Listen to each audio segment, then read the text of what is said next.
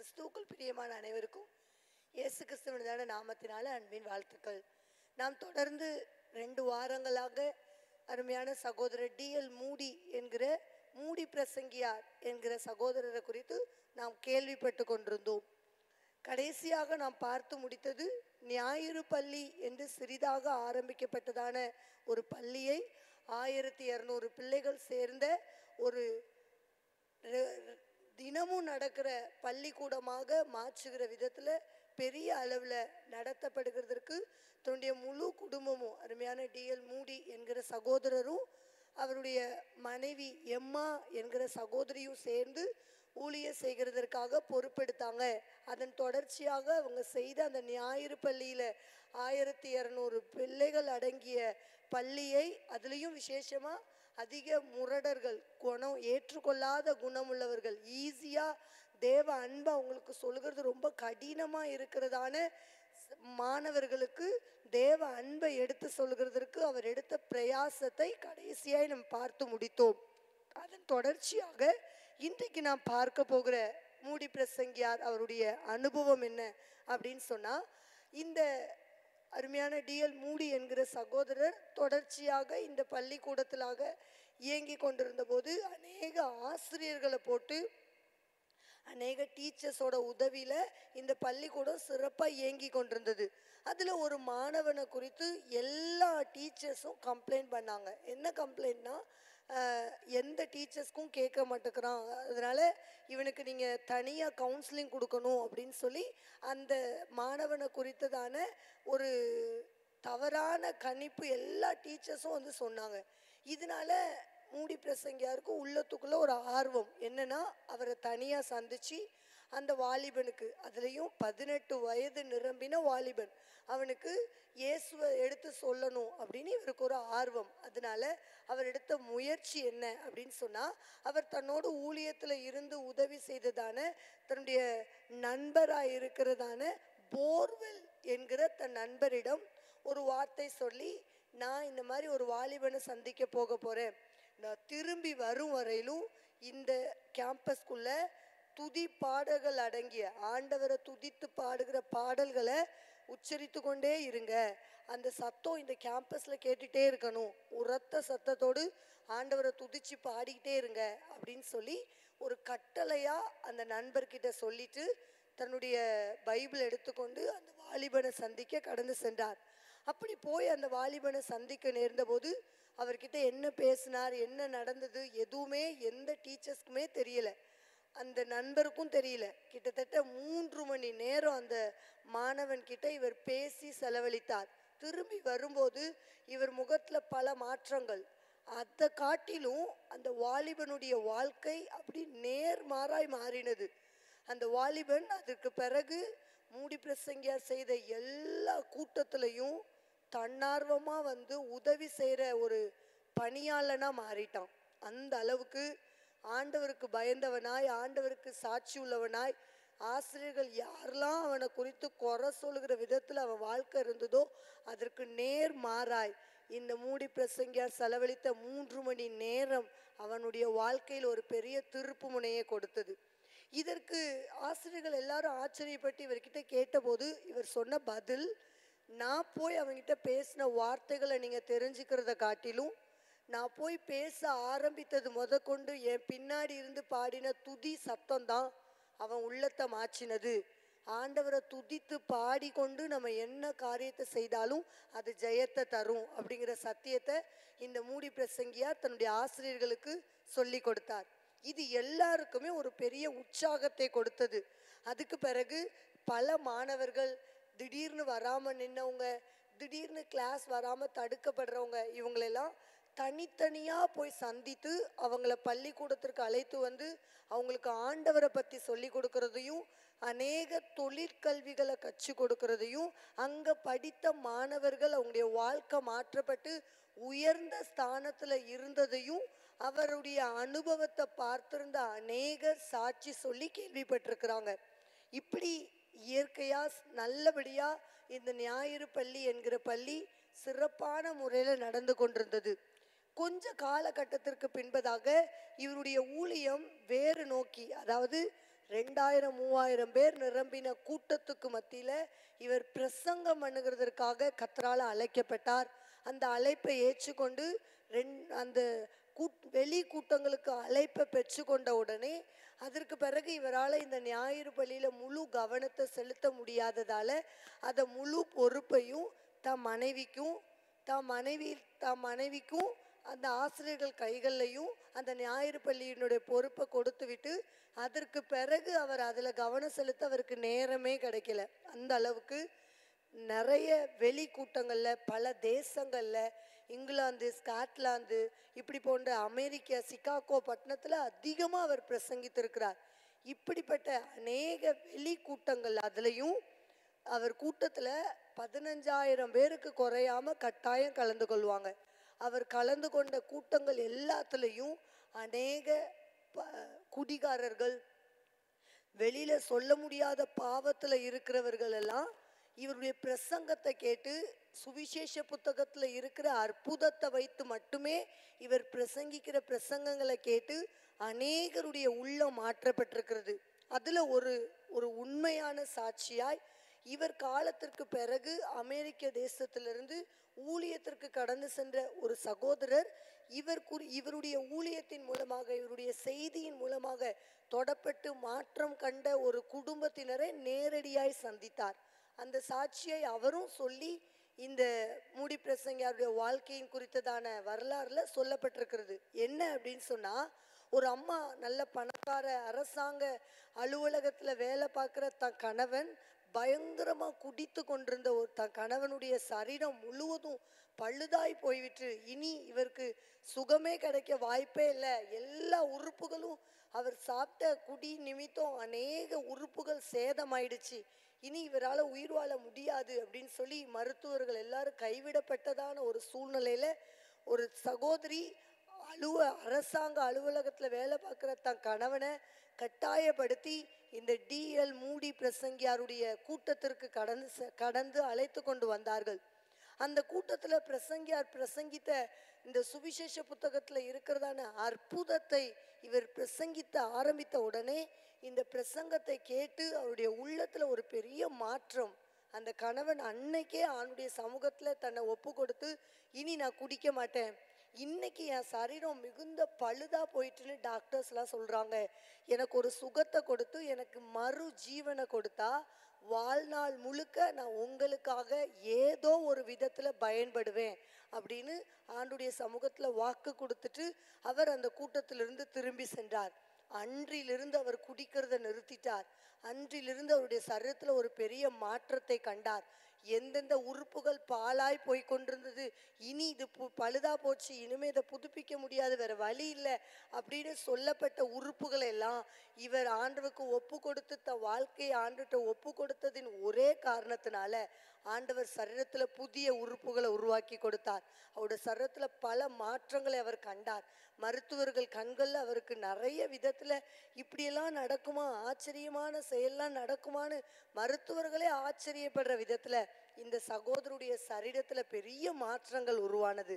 இதற்கு பிறகு அவர் எடுத்த முதல் ஊழியம் என்னது அப்படின்னு சொன்னா, அதற்கு பிறகு அவங்க ஏரியாவுக்கு எந்த ஊழியக்காரர் வந்தாலும், எந்த ஊர்ல இருந்து எப்பேற்பட்ட ஊழியக்காரர் வந்தாலும் அவங்க வைத்திருக்கிறதான வீட்டில், அதுல எல்லா வசதிகளும் அடங்கிய வீட்டில் அந்த ஊழியக்காரரை தங்க வைத்து அவருக்கு தேவையான சகல உபகரணங்களையும் உபசரணைகளையும் செய்து எந்த பிரதிபலனை எதிர்பார்க்காம செய்யற ஊழியத்தை தான் இந்த டிஎல் மூடியின் பிரசங்கத்தை கேட்ட சகோதரர் அர்ப்பணித்த ஊழியம் இதுதான்.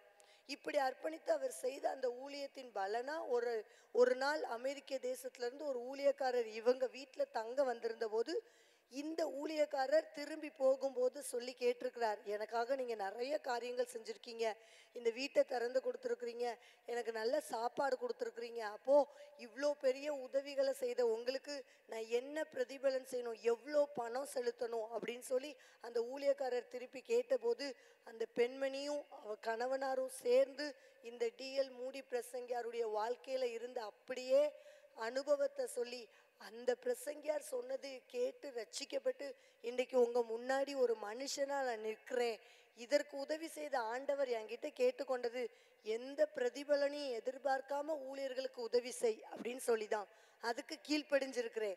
அதுக்கு கீழ்ப்படிஞ்சிருக்கிறதுனால இந்த வார்த்தைக்கு நான் ஒருபோதும் மாற்றலாம் எதுவுமே செய்ய மாட்டேன். என்னை குறைவில்லாமல் நடத்துகிறார். அதுலேயும் அந்த அம்மா எக்ஸாம்பிளா சொல்லியிருக்கிறாங்க. ராஜாக்கள் புத்தகத்துல வாசிக்க முடியும். சூனேமிய ஸ்திரீ தான் வீட்டில் வந்து பரிசுத்தவான்களை தங்க வைக்கணும்னு சொல்லி ஒரு வீட்டையே அரேஞ்ச் பண்ணி அதில் டேபிள்லாம் போட்டு கட்டிலெலாம் உருவாக்கி அதில் ஊழியர்களை தங்க வைத்து அவங்களுக்கு நல்ல உபகரணங்களெல்லாம் செய்த பிறகு அந்த ஸ்திரீ தான் வாயினால சொல்லியிருக்கிறாங்க, நான் சுகமாய் குடியிருக்கிறேன்னு சொல்லி. அந்த சுகம் என் வாழ்க்கையில உருவாகணும்னு எனக்காக ஜெபித்துக்கோங்க, அதுவே நீங்க கொடுக்குற பெரிய பிரதிபலன் அப்படின்னு சொல்லி அந்த அம்மா சொன்னாங்களாம். இப்படிப்பட்ட மாற்றங்களை எல்லாம் உண்டாக்குகிற விதத்துல இந்த டிஎல் மூடியின் பிரசங்கங்கள் மிகுந்த பிரதிபலனா மிகுந்த பலனா இருந்திருக்கிறது. இப்படி அவர் செய்து கொண்டிருந்த ஊழியத்தின் காரியங்கள்ல இவர் வாழ்க்கையில ஏற்பட்ட ஒரு பெரிய மாற்றம், ஒரு பெரிய டேர்னிங் பாயிண்ட் ஒன்று உருவானது. அது எப்படி உருவானது, எதன் மூலமாக உருவானது அப்படின்னு சொன்னா, இவர் 1872 அமெரிக்கா தேசத்துல சிகாகோ நகரத்துல 20 தேவ மக்களோடு சேர்ந்து 20 நபர்களோடு சேர்ந்து ஒரு ராத்திரி முழுவதும் ஒரு இரவு ஜெபம் இவருடைய தலைமையில நடத்தப்பட்டது. அப்படி இவருடைய தலைமையில நடத்தப்பட்ட அந்த இரவு ஜெபத்துல இவர் ஒரு பெரிய உற்சாக பலனை பெற்று கொண்ட மாதிரியும், ரொம்ப ராத்திரி முழுசும் ஜெபிச்சிருக்கிறோம், தேசத்துக்காக என்னுடைய ஊழியங்களுக்காக ஜெபிச்சிருக்கிறோம், இந்த ஜெபத்தின் பலனா உடம்பு ரொம்ப டயர்டா இருக்கு, இனி கொஞ்ச நேரம் நம்ம ரெஸ்ட் எடுக்கலாம் அப்படின்னு காலையில ஜெபத்தை முடிக்கிற சமயத்துல இவருடைய மனசு சொன்னபோது இவரோடு அந்த கூட்டத்துல கலந்து கொண்ட இன்னொரு சகோதரர், அருமையான வார்லி அப்படிங்கிற ஒரு சகோதரர், அவர் சொன்னாராம், இல்லை இல்லை நம்ம உடம்பு டயர்டாலாம் ஆகக்கூடாது, சரீரம் டயர்ட் ஆகுனுச்சுன்னா அதை ஆண்டவர் விரும்பல, வாங்க இன்னும் நம்ம 2 பேரும் சேர்ந்து ஜோமனணும், எனக்குள்ள ஒரு உற்சாகத்தை ஆண்டவர் கொடுத்துருக்கிறார், உங்க கூட சேர்ந்து ஜோமனை எனக்குள்ள ஆண்டவர் ஒரு உணர்வை கொடுக்கிறார், வாங்க ஜோமனுவோம் அப்படின்னு சொன்னோடனே இவர் தட்டாம மறுக்காம சரி வாங்க போவோம் அப்படின்னு சொல்லிட்டு ஒரு காட்டு பகுதியில், அதாவது அவங்க அதுவரையிலும் பகல் முழுவதும் இருந்து நடந்த அந்த இரவு முழுவதும் நடந்த அந்த ஜெபத்தின் முடிவில் அந்த கேம்பஸ்க்கு வெளியே இருக்கிற ஒரு பகுதியில் ஒரு 2 பேரும் சேர்ந்து உட்கார்ந்து ஜெபிக்க ஆரம்பிச்சாங்க. நல்ல ஆவில நிரம்பி அவங்க ஜெபித்து கொண்டிருந்த போது திடீரென்று அந்நிய பாஷையில பேசி கொண்டிருந்த சகோதரர் வார்லி என்கிற சகோதரர் அந்த ஜெபத்தை நிறுத்திவிட்டு இவர் வாயிலிருந்து கண்ணை திறக்காம ஆவியில நிரம்பி அவர் ஒரு வார்த்தை மூடி பிரசங்கியாரின் கையை பிடித்து கொண்டு சொல்லியிருக்கிறார், தன்னை முழுவதும் தேவனுக்கு அர்ப்பணித்த ஒரு மனிதனை அவர் பயன்படுத்தும் மகத்துவத்தை உலகம் இன்னும் காண வேண்டியிருக்கிறது அப்படின்னு சொல்லியிருக்கிறார். இந்த வார்த்தை இவரை குறித்து சொல்லப்பட்டதா, மூடி பிரசங்கியாருக்கு ஆண்டவர் கொடுத்த தீர்க்க தரிசனமா என்று இவர் யோசிக்கிறதற்கு இவருடைய சிந்தனைகள் எல்லாம் இவர் சொன்ன வார்த்தைக்கு நேராக கடந்து சென்றது. எந்த அர்த்தத்துல இவர் சொல்கிறார், ஆவியானவர் எந்த அர்த்தத்துல இவர் மூலமாக இந்த வார்த்தையை பேசுகிறார் அப்படின்னு சொல்லி மூடி பிரசங்கியார் யோசித்து கொண்டிருந்த போது அவருடைய தனி ஜெபத்துல அதை குறித்து அவங்க அந்த ஜெபத்தை முடிச்சுட்டு வந்தாங்க. திரும்ப அந்த வார்த்தையை மட்டுமே இவர் தியானித்து கொண்டே இருந்தார். ஏன்னா அந்த வார்த்தை அவருக்கு மறக்கவே முடியல. என் கையை பிடிச்சிட்டு ஆவியில நிரம்பி அந்த சகோதரர் தன்னை முழுசும் தேவனுக்கு அர்ப்பணிச்ச ஒரு மனுஷனுடைய வாழ்க்கை இன்னும் அதிகமா மனுஷன் காண்கிற விதத்துல உயர்த்தப்படும்னு சொல்றாரே, அப்போ என்ன வகையில உயர்த்தப்பட போகிறார் அப்படின்னு சொல்லிட்டு இவருக்குள்ள ஒரு யோசனை மனசுக்குள்ள, அந்த வார்த்தை அகலவே இல்லை, ஓடிக்கிட்டே இருந்தது. இது கிட்டத்தட்ட 3 மாத காலமா ஒரு ஜெபத்துல இவர் தனி ஜெபத்துல போய் உட்கார்ந்தாலே இந்த வார்த்தை தான் தோணும். அதனால அதிகமா தேவ சமூகத்துல ஒருவேளை அந்த சகோதரர் சொன்ன தன்னை அர்ப்பணித்த ஒரு மனுஷன் நானா தான் இருக்கணும்னு நீங்க விரும்புறீங்கன்னா இப்போ நான் என்னை அர்ப்பணிக்கிறேன், என்னை உலகம் காண்கிற விதத்துல முழுமையா அர்ப்பணித்திருக்கிற மனுஷன் மூலமா நீங்க செய்வேன்னு சொன்ன வார்த்தைய நிறைவேற்றுங்க அப்படின்னு இந்த மூடி பிரசங்கியார் 3 மாத கால ஜெபத்திற்கு பிறகு இந்த வார்த்தையை அர்ப்பணித்து ஜெபித்த பிறகு இவருடைய வாழ்க்கை அப்படியே தலைகீழாய் மாற்றப்பட்டது. அதற்கு பிறகு ஒரு நாள் கூட ஓய்வில்லாமல் இவர் அநேக தேசங்களுக்கு கடந்து சென்று நிறைய வாலிபர்களை தட்டி எழுப்புகிற ஒரு எழுப்புதலின் ஊழியனாய் கர்த்தர் மாற்றிவிட்டார்.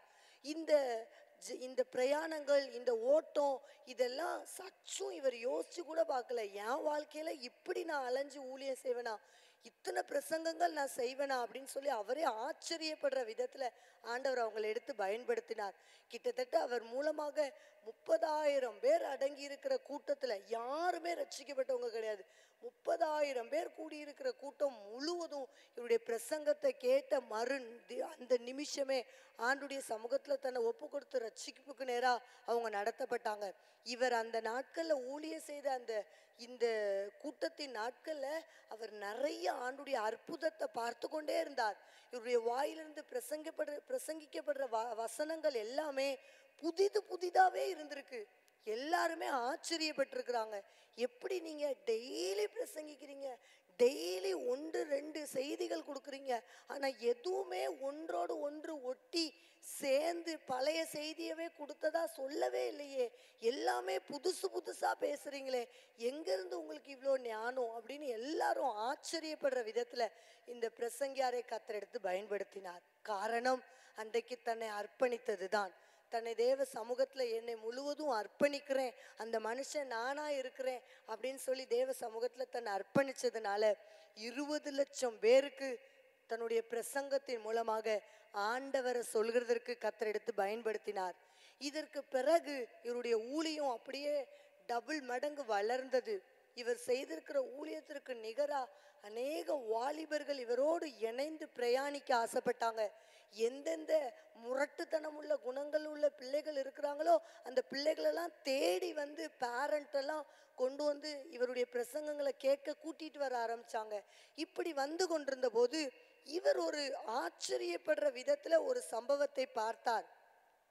ஒரு சபையின் நடுவில் அவர் பிரசங்கித்து கொண்டிருந்த போது சபையில முன் வரிசையில இருந்ததான 2 சகோதரிகள் முழு முக்காடு போட்டுக்கொண்டு 2 சகோதரிகள் உட்கார்ந்து அவருக்காக ரொம்ப கண்ணை மூடி ஆவியில நிரம்பி அவங்க ஜெபித்து கொண்டிருந்ததை இவர் பிரசங்கம் பண்ணி கொண்டிருக்கும் போது பார்த்தார். எல்லாரும் கண்களும் பிரசங்கித்து கொண்டிருக்கிற இவரையே பார்த்து கொண்டிருக்கும் போது இந்த 2 சகோதரிகள் மட்டும் என்ன செய்யறாங்க, ஏன் இவங்க கண்ணை மூடி உட்கார்ந்துருக்கிறாங்க அப்படின்னு இவருக்கு ஒரு சந்தேகம்.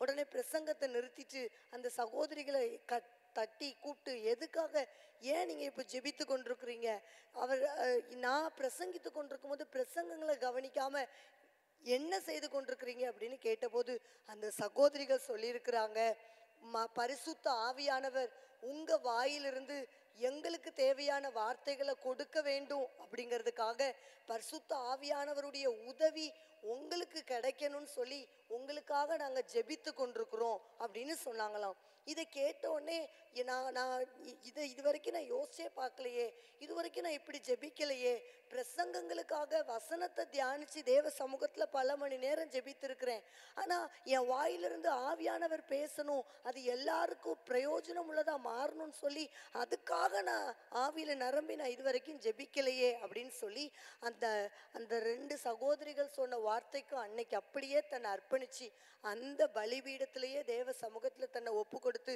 இனி என்னோட பிரசங்கங்கள் ஆவியானவருடைய பலத்துல இருக்கணும், நான் பேசுகிற விதத்துல இருந்தா அது எவ்வளோ மாற்றத்தை கொண்டு வரும்னு சொல்றதை காட்டிலும் ஆவியானவருடைய பலத்துல எங்க ஜனங்கள் கேட்கிற எல்லாரும் ரட்சிக்கப்படணும்னு சொல்லி அவருடைய ஜெபம் அதிகமாய் மாற்றப்பட்டது. அதிகமான வல்லமை உங்களுக்கு தேவைப்படுது, அந்த வல்லமைக்காக நாங்க ஜெபிக்கிறோம்னு சொன்ன அந்த வார்த்தைக்கு அவர் கீழ்ப்படிந்தது போல நாமும் நம்முடைய வாழ்க்கையில தேவ வல்லமையை பெற்றுக்கொள்கிறதற்கு, தேவன் நமக்கு கொடுப்பேன்னு வாக்கு பண்ணியிருக்கிற ஆவியின் வல்லமையை பெற்றுக்கொள்கிறதற்கு இதற்காக பிரயாசம் எடுத்து ஜெபித்தோம் அப்படின்னு சொன்னா ஆண்டவர் நம்மையும் நம்முடைய குடும்பங்களையும் இன்னும் அநேகருக்கு பயன்படுகிற விதத்துல கர்த்தர் மாற்ற வல்லவராயிருக்கிறார்.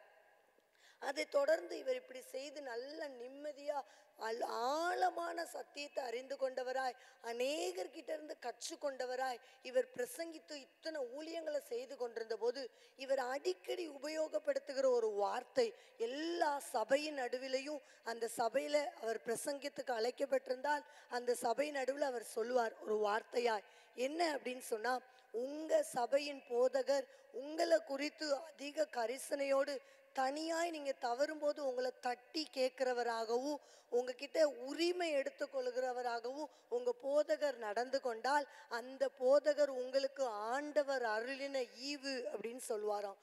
இப்படி இவர் அடிக்கடி உபயோகப்படுத்துகிற இந்த வார்த்தைகள் எல்லாம் அநேகரை உயிர் பெற செய்தது. இப்படி இவருடைய ஊழியம் நிறைவாய் நடந்து கொண்டிருந்த போது, இவருடைய 60 வயது ஆகியிருந்த போது இவர் கடுமையான உடல் பலவீனத்தை கண்டார். ஏன்னா நிறைய அலைச்சல், ஒரு நாள் கூட அவருக்கு ஓய்வே இல்லை. இதுல நிறைய அலைஞ்சதுனால சரீரம் சோர்வடைந்தது.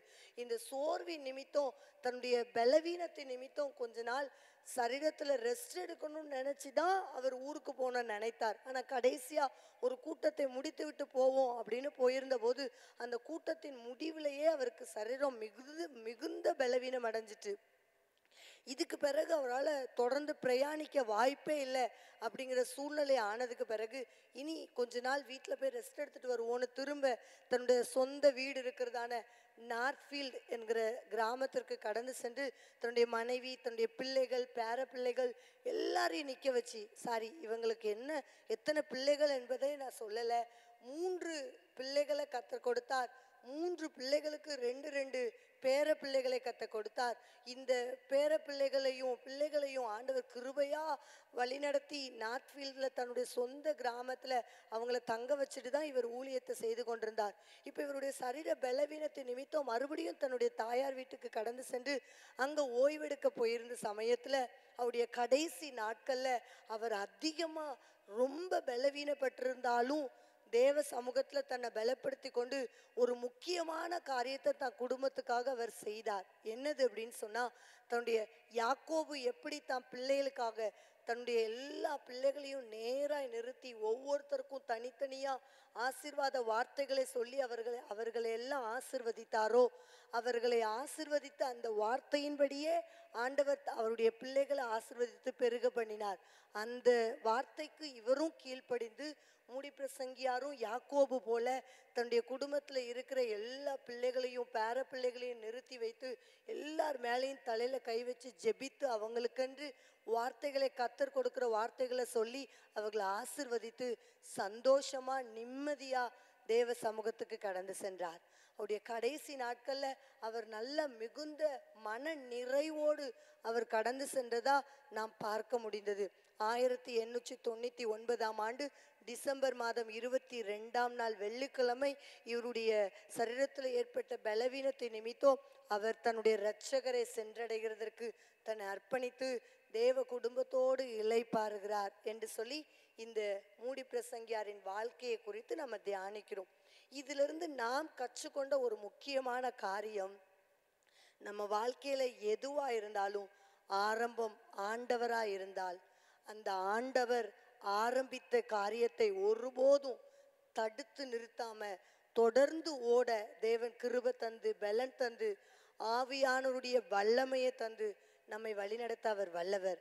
ஆனா நாம எதிர்பார்க்கிறது, நாம ஆண்டவருக்கு செய்யணும்னு நம்ம கிட்ட ஆண்டவர் விரும்புகிற ஒரே ஒரு காரியம், நாம தேவ சமூகத்துல நம்மை முழுவதுமாய் அர்ப்பணிக்க வேண்டும் என்கிற ஒரே ஒரு காரியத்தை தான். அதனால இனிமேலிருந்து நம்முடைய ஆவி, ஆத்மா, சரீரம் எல்லாவற்றையும் தேவனுக்கே சொந்தம் என்று ஒப்பு கொடுத்து நாம் தொடர்ந்து ஓடுவோம். கர்த்தர் நிச்சயம் நம் மூலமாக தேவ வல்லமையை நிறைவேற்ற வல்லவராயிருக்கிறார். கர்த்தர் தாமே இந்த வார்த்தையை ஆசீர்வதிப்பாராக. ஆமேன்.